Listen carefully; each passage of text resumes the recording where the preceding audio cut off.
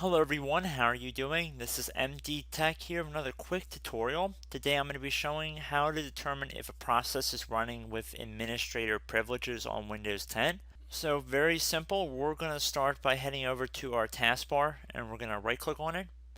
And then we're going to left click on Task Manager. I'm going to click on the More Details button at the bottom. And then I'm going to left click on the Details tab. Now I'm going to right click on the column header bar, and then I'm going to left click on select columns. Now you want to scroll down until you arrive at the UAC virtualization and the elevated options. You want to click on the button next to elevated and the one next to UAC virtualization, and then you want to left click on OK. Now if I make the task manager a little bit bigger here,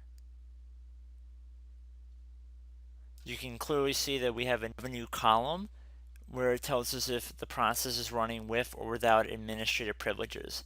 No would mean it does not have administrative privileges. Yes means it does. So I hope this tutorial helped you guys out, and I will see you in the next video. Goodbye.